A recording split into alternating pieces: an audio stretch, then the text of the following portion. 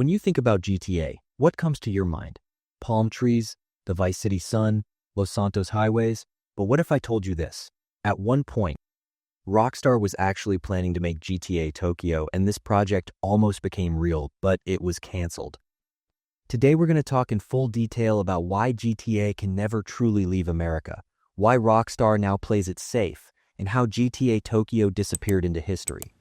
If you want more content like this, don't forget to like the video and subscribe to the channel. Now, if you're ready, let's begin. This is actually a very strange feeling. Because for years, the dream of players saying, "I wish GTA was set in Japan," turns out to have really been on the table inside Rockstar's offices at one point. There was even another studio in Japan that was planned to take Rockstar's game engine and work on GTA Tokyo. So this wasn't just a fan dream, it was a real project idea. But at some point, the plug was pulled and the file was shelved. And the most painful part is this. The reason for the cancellation wasn't technical limitations, it wasn't timing, it wasn't lack of staff. The reason was purely money, risk, and brand fear. Because modern GTA has reached such a scale that a single game takes 10-12 years to make and costs hundreds of millions of dollars. And Rockstar doesn't want to take the "what if it flops" risk on something this massive. So GTA has become a little too big. Back in the day, experimental projects like GTA London were possible. Now, every new GTA is not just a game, it's a gigantic project carrying investors, shareholders, GTA Online revenue, and the expectations of millions of players on its back. And that locks Rockstar into a safe harbor. American cities it already knows. And maybe the most striking truth is right here. GTA's heart isn't actually in the cities, it's in American culture. Billboard ads, celebrity culture, media satire, political commentary, GTA is a game that pokes fun at America. When you move to Tokyo, that humor, that satire, that absurd America spirit largely disappears. And that's Rockstar's real fear. Tokyo wasn't the only city taken off the table after the cancellation. Around the same time, cities like Rio de Janeiro, Moscow, and even Istanbul were also discussed internally at Rockstar. So there was a period where the ideas were serious enough to make you say, is GTA going on a world tour? But all of these cities shared the same fate. They created excitement in the idea stage, but once it came time for production, they were shelved one by one. Because moving GTA to another country isn't just about changing signs and police cars.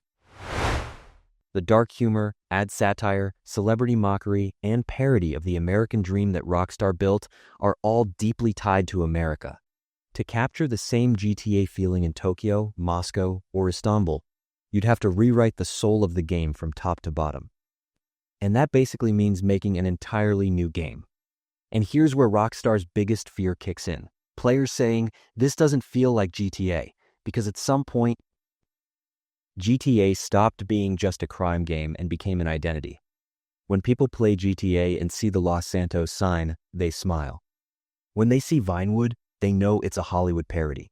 That sense of familiarity is the hidden key to sales. That's why Rockstar has locked itself into a loop.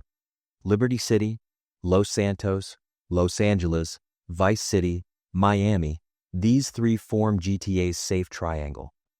These cities are deeply embedded in players' minds as GTA, and Rockstar doesn't dare to break that bond. GTA 6 actually strengthens this loop instead of breaking it. Returning to a modern Vice City isn't a coincidence. Rockstar has adopted the mindset of, let's take what we know and make it bigger, more detailed, and more realistic. Innovation is now limited to graphics, AI, and simulation depth, not changing cities. When you look behind the scenes, you see that GTA Online is the real key point. Because for Rockstar today, GTA isn't just a game, it's a living money machine. Every new GTA also means a GTA Online universe that will run for years. And that online system is built around American city structure, car culture, weapon balance, police systems, gang setups, even the style of humor is America-centered. In a completely different culture like Tokyo, you'd have to rebuild that entire system from scratch.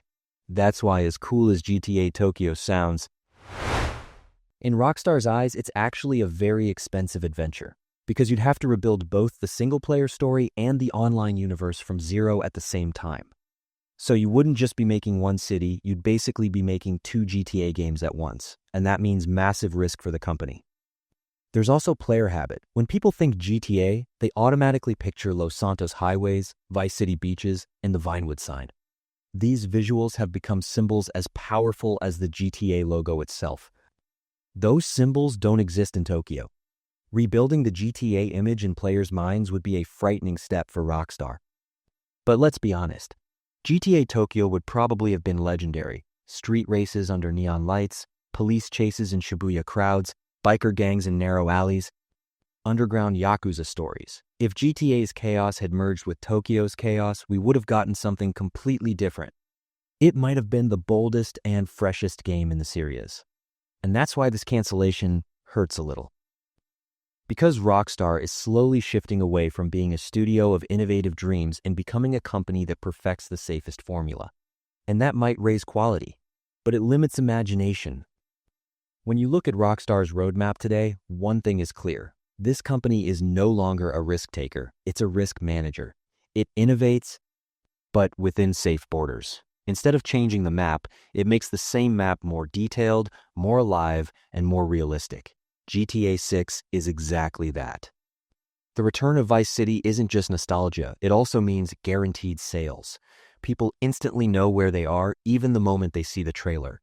That familiarity is an invaluable advantage for Rockstar. A player saying, "I know this place," is a powerful reason to buy the game. But this also paints a somewhat repetitive picture for GTA's future, because over the next 20 years, we'll probably keep seeing different versions of the same cities. Maybe Liberty City, maybe Vice City, maybe an even more expanded Los Santos, but our chances of seeing cities like Tokyo, Rio, or Istanbul in a mainline GTA game are getting smaller and smaller. At this point, the ball is kind of in our court, the players, because as long as Rockstar looks at sales numbers and online revenue and says, "We're on the right track," this loop won't be broken. If we don't ask for different cities and different cultures, nothing will change. But let's say this, Rockstar still makes the highest quality open world games in the world. So this America loop doesn't lower quality, it just narrows the limits of our imagination a little. Maybe one day another studio will come along and give us a whole new series that delivers an international GTA spirit. In reality, the cancellation of GTA Tokyo doesn't just mean the loss of a city, it marks the closing of an era. It shows that Rockstar's old days of saying, "Let's be a little crazy and try something different," are behind us. Today's Rockstar isn't a dreamer, it's a company carefully managing a massive brand. I'm not saying this is something negative, because GTA is still on top.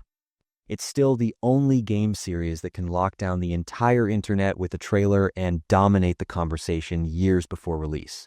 But now, the chance of GTA truly surprising us is much lower than before. Perfection is chosen over surprise, safety over boldness. And maybe that's why the idea of GTA Tokyo hurts so much. Because if that game had happened, it wouldn't just have been a new city, it would have been a version of GTA that took a fresh breath and gained a completely new identity. And that's exactly why, what would GTA Tokyo be like? Videos still get millions of views on YouTube. Now it's on us. As players, do we just want a bigger Vice City? Or do we really want a GTA that truly surprises us? Because Rockstar will always follow the sales. What we watch, what we talk about, what we buy. GTA will shape itself in that direction. The cancellation of GTA Tokyo isn't just about a project, it's actually a summary of what Rockstar has become. Safer, more guaranteed, but also less surprising. So what do you think? Should GTA stay in the Vice City and Los Santos loop, or should it truly open up to different cultures? Write it in the comments, I'm genuinely curious. And don't forget to like the video and subscribe to the channel for more content like this. See you in the next video.